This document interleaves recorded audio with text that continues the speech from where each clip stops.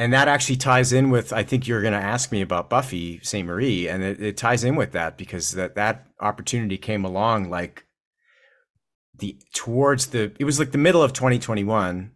So obviously, this is like shortly, what is it, like a few months after everybody started to get vaccinated and things were starting to happen again. And I remember distinctly sitting like where I am right now. I had recorded something for somebody and I was like I was going to be doing some editing and some mixing of stuff before I sent it off.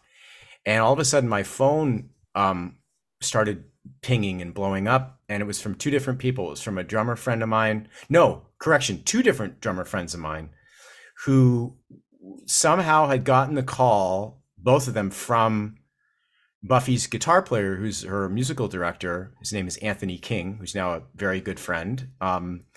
And they had both independently mentioned me. And I'm not sure if that was just like a coincidence or whatever, but they both mentioned me. So he immediately was like, okay, well, I'm hearing this guy's name from two different people, so I'll just call him first. Or I called him, or I don't remember how it happened, but it was like, I was getting messages like, call Anthony, there's a gig, blah, blah, blah. So I don't know who called who, but we talked to each other. And I won't get into details on this because it's a little bit, it's an intense situation, but they had to move on from their drummer like very suddenly, right? So they had showed up to Reno, which is where they had a festival gig, and they had started to rehearse. They had a day of rehearsal, and then something happened, and they had to move on and make a change really quickly. So they were looking for somebody to fly in that same day and show up and do a rehearsal with her, like a short one, and then the festival was the next day. So, I just was like kind of terrified in a way, but I was like, okay, I've done this kind of thing before, maybe not like jumping on a plane to do it, but I've definitely done like the last minute fill-in thing. So I should just trust myself and do this. And I wasn't going to say no. So yeah, I said yes. And I was suddenly like in an Uber on the way to the airport, like scratching out like little cheat sheets for myself, and continued that on the plane because it's like a 1 hour flight or an hour and a half flight to Reno from LA. So I didn't have like that much time. And then I showed up and they drove me right to her tour manager drove me right to the rehearsal place, and I met her and kind of scrambled a bunch of stuff together, and we played through the songs and it went pretty good. And then the next day we did the gig, and the crazy thing was she had some sort of health stuff come up for her that day, and like we didn't see her all day. We didn't even do a sound check because she was dealing with some stuff. And then she shows up to the gig, and the gig went really well. And then she asked me back, and we just started doing gigs after that. And luckily for me, like I'd never played Massey Hall before.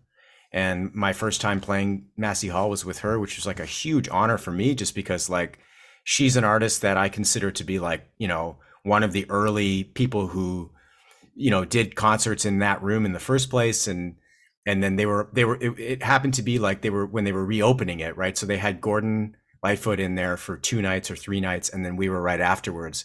And I was just like, man, this is like beautifully like tied in with my life and the fact that I'm Canadian, and here I am playing in like a really important hall in my own city. And it was a great moment, really great moment. And she is like a She's a legend. she's a legend, and she has so much wisdom, and her music is so important, and so she has so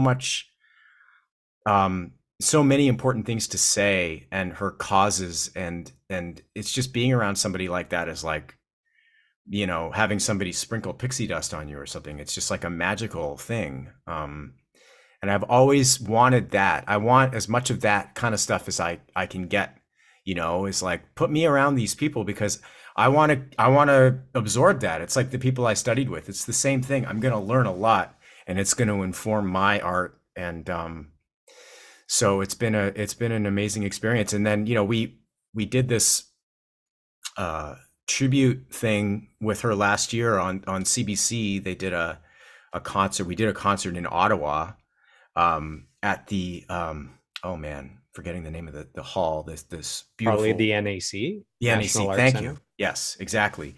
So we did a show there, and it was with a bunch of really great indigenous artists mostly.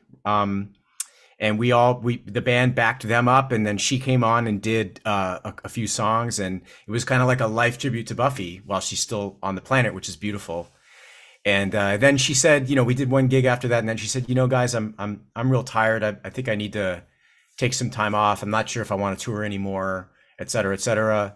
And we weren't expecting anything. And then a really nice surprise was like to hear from her management shortly ago that they want to do some gigs this year. And so she's coming back out of sort of her retirement rest thing, and we're doing some gigs, which is amazing. She still wants to play. So She's 82 and still crushing it. amazing, right? Like Yeah. really. And you wouldn't know it when you see her move around. It's like that this person's not 82. It's not possible. She's just like, she's got all this energy and passion and she's just a great person to be around. Lots of wisdom, lots of fun stories. She's been around everybody. She's seen everything. I've even gotten to ask her about like some of my favorite studio drummers who played on some of her records back in the day, and what was it like playing with this person and that person. It's just fantastic, man. I love that kind of stuff. Man, she was a part of the like golden age of singer-songwriters in Canada. She was a part of the scene with the Joni Mitchells and the Leonard Cohens and the Neil Youngs. That was her crew that she came up with. And her songs have been recorded by Elvis Presley, Janis Joplin, Joe Cocker. She has 17 albums. Like, for you coming in, like, where do you even start learning the discography when there's 17 albums, Yeah, it's a great question. I mean, she's doing like a lot of artists, I guess. Like she touches on some of her older material, but leans towards the stuff that has been on her last few records, where she like is really kind of on the front edge of like incorporating, loops and electronics and more modern sounds into her thing. And so it's been amazing. But yeah, like every gig she'll like pull some old song out of the trick bag and go, okay, let's play this one, and then I learn a new old Buffy song. And you just mentioned like Joni and Neil, and when I started making the connections of like there's a Buffy biography thing on YouTube where they interview Joni, and she's just like, yeah, Buffy's just like one of the greatest songwriters I've ever been around, blah blah blah blah blah. And I'm like, Joni doesn't really say that about very many people, but I was like, wow, this is heavy. Like one of my heroes, because Joni and Neil are two of my biggest heroes, like is actually saying this about this person who I'm getting the chance to play with. So it's just been a pinch me thing the whole time. I get where I am. I'm always aware of that, and that I'm try to remind myself of that all the time. Like this is like a privilege. Every gig is a privilege with her. So one final thing about Buffy, and we'll move on to Sarah McLachlan as we wrap Yeah, up the interview here. Man, to show how groundbreaking Buffy is, she was the first Indigenous person ever to win an Academy Award. So she had a song on a soundtrack. beautiful. Yeah.